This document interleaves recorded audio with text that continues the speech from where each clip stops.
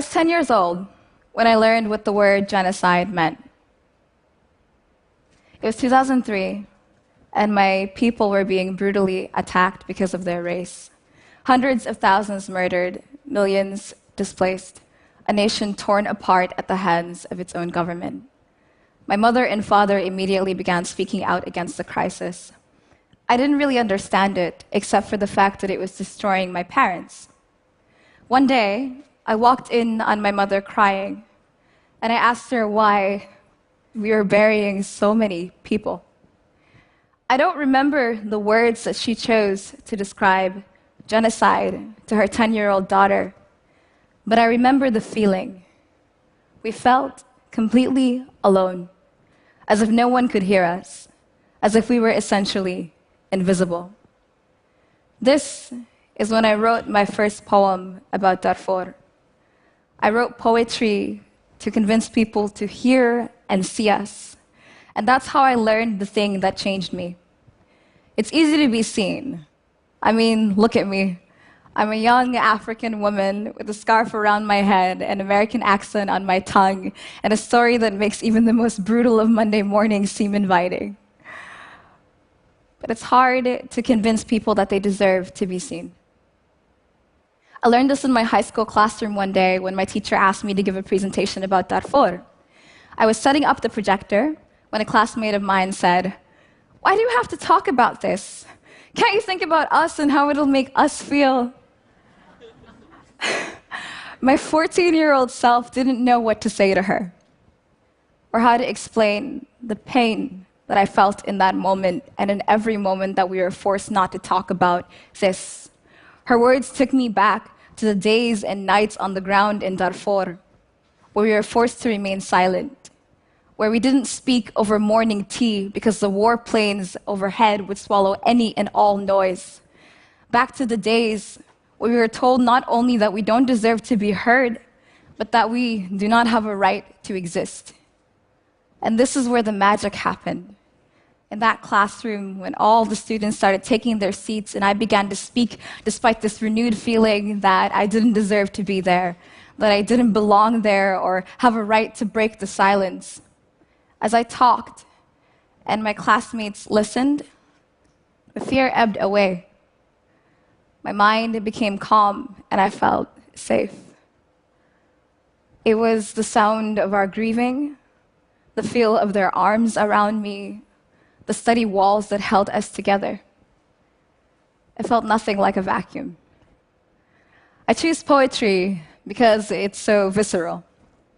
When someone is standing in front of you, mind, body, and soul, saying, "Witness me," it's impossible not to become keenly aware of your own humanity.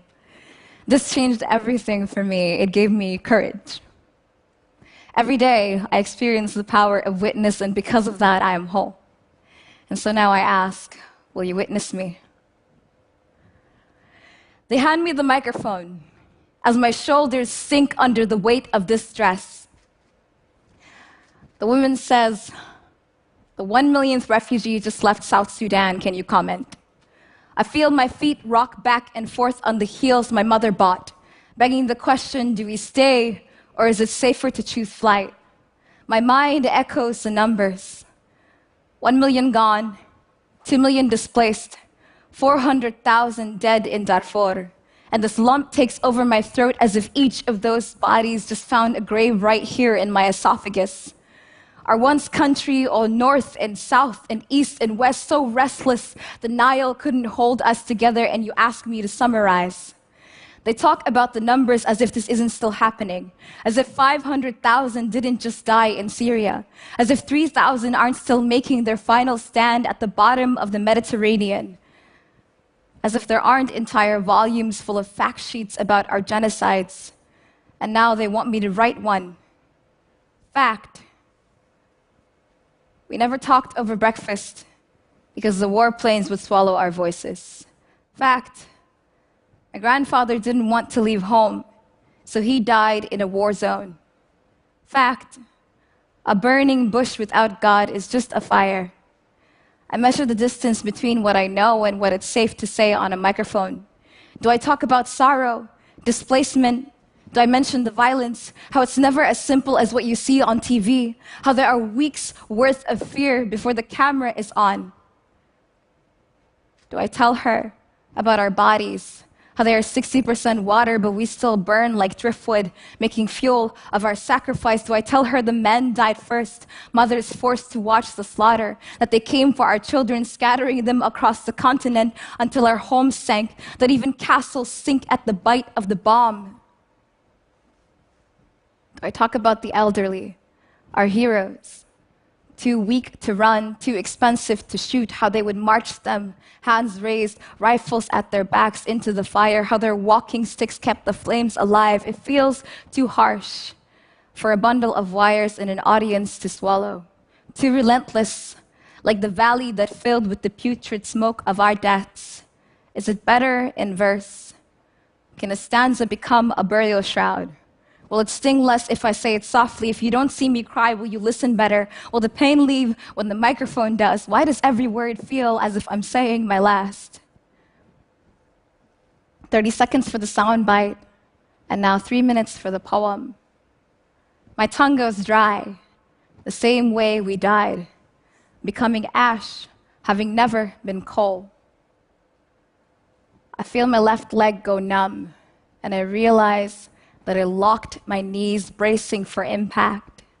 I never wear shoes I can't run in. Thank you.